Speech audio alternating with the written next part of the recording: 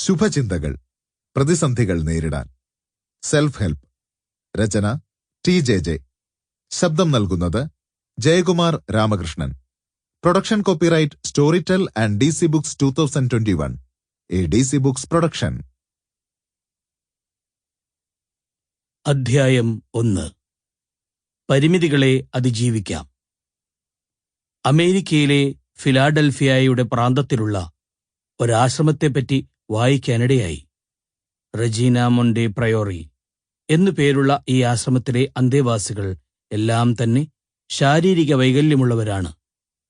പിള്ളവാദം വന്നു തളർന്നവർ, സന്ധിവാദം മൂലം ക്ലേശിക്കുന്നവർ, ക്ഷയരോഗപീഡിതർ, ഹൃദ്രോഗികൾ ഇവരെല്ലാമുണ്ട്. അവർ കാൻസർ രോഗത്തിനെതിരായി പ്രവർത്തിക്കുന്നു. അതിനായി അത്യാധുനിക നിലയിലുള്ള ഒരു ലബോറട്ടറി അവിടെയുണ്ട്. കാൻസർ രോഗനിർണയത്തിനു വേണ്ടിയുള്ള സ്ലൈഡുകൾ അവിടെ പരിശോധിക്കുന്നു. ഇതുകൂടാതെ അച്ചടി, പെയിന്റിംഗ്, ജപമാല നിർമ്മാണം തുടങ്ങിയ പല പ്രവർത്തനങ്ങളിലും അവർ വ്യാപൃതരാണ്. ശാരീരിക വൈകല്യം ഒരു തടസ്സമായി നിൽക്കുന്നില്ല.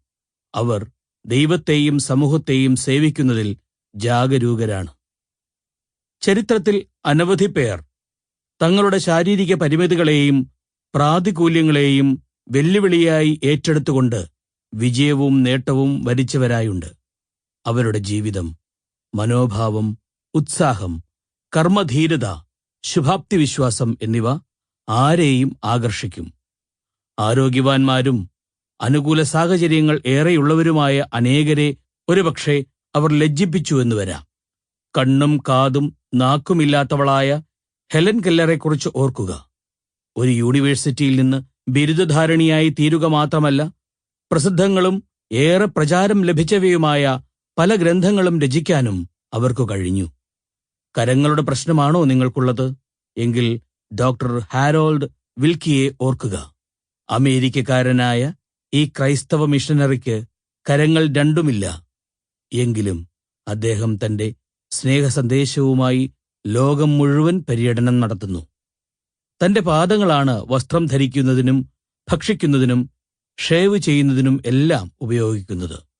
പ്രത്യേകം നിർമ്മിതമായ കാർ സ്വയം ഓടിക്കുന്നു. ശാരീരിക വൈകല്യമുള്ളവരുടെ ഒരു ഫെല്ലോഷിപ്പ് മുംബൈയിൽ സംഘടിപ്പിച്ച ഒരു സമ്മേളനത്തിൽ അദ്ദേഹം പ്രസംഗിച്ചു. ഒരു പ്രൈവറ്റ് സ്കൂളിൽ പഠിക്കാതെ ഒരു പബ്ലിക് സ്കൂളിൽ പഠിക്കാൻ സാധിച്ചതിൽ ഞാൻ ഭാഗ്യവാനാണ്. ആരോഗ്യവാന്മാരായ മറ്റു കുട്ടികളോടുകൂടി ഇടപഴകാൻ സാധിച്ചത് എനിക്ക് വളരെയേറെ പ്രയോജനപ്പെട്ടു. ശാരീരിക പരിമിതികളും വൈകല്യവുമുള്ള കുട്ടികളെ പബ്ലിക് സ്കൂളിൽ സാധാരണക്കാരായ മറ്റു കുട്ടികളോടൊപ്പം പഠിപ്പിക്കണമെന്നാണ് എന്റെ അഭിപ്രായം. അധ്യാപകർക്ക് കൂടുതൽ ബുദ്ധിമുട്ടേണ്ടി വരുമെന്ന കാര്യം ഞാൻ വിസ്മരിക്കുന്നില്ല. വെല്ലൂരിലെ ഡോക്ടർ മേരി വർഗീസിന്റെ കഥ കേൾക്കുക. ഒരു കാർ അപകടത്തെ തുടർന്ന് മുഖത്തിന് അല്പം വൈരൂപ്യം സംഭവിച്ച് നെഞ്ചിനു കീഴ്വശം മുഴുവൻ തളർച്ച ബാധിച്ച് ചക്രക്കസേരയിൽ ചരിക്കാൻ മാത്രം വിധിക്കപ്പെട്ടു. ന്യൂയോർക്കിൽ ലഭിച്ച പ്രത്യേക പരിശീലനം വഴി അംഗവൈകല്യമുള്ള അനേകരുടെ പുനരുദ്ധാരണ ശസ്ത്രക്രിയ അതിവിദഗ്ധമായി ചെയ്യാൻ ഡോക്ടർ മേരിക്ക് കഴിഞ്ഞു. അങ്ങനെ അനേകരുടെ ജീവിതത്തിൽ പ്രകാശവും പ്രത്യാശയും പരത്താൻ അവർ കാരണമായി. പോൾ വീറ്റ്ഗൻസ്റ്റിന് ഒരപകടത്തിൽ വലതുകരം നഷ്ടപ്പെട്ടു. പക്ഷേ അദ്ദേഹം ഒരു കൈകൊണ്ട് പിയാനോ വായിക്കുന്നതിൽ വൈദഗ്ധ്യം നേടി. അദ്ദേഹത്തിന്റെ അദ്ഭുത പ്രകടനം ആസ്വദിച്ച ഒരാരാധകൻ പ്രസ്താവിച്ചു, ഒരു കരം കൊണ്ട് ഇത്രയും അദ്ഭുത സംഗീതം രചിക്കാൻ കഴിയുമെങ്കിൽ എന്തിനാണ് രണ്ടു കരങ്ങളും ഉപയോഗിക്കുന്നത്? കായിക മത്സരരംഗത്തും തങ്ങളുടെ പ്രതിഭ തെളിയിച്ച എത്രയോ വ്യക്തികളുണ്ട്. ഓരോ തരത്തിലുള്ള ശാരീരിക വൈകല്യങ്ങളെ അതിജീവിച്ചവർ എന്നതാണ് അവരുടെ പ്രത്യേകത. സ്വന്തം ശരീരത്തിന്റെ പരിമിതികളും വൈകല്യങ്ങളും മാത്രമല്ല, സാഹചര്യങ്ങളുടെ പ്രാതികൂല്യങ്ങളും തരണം ചെയ്യേണ്ടി വന്നവർ ചുരുക്കമല്ല.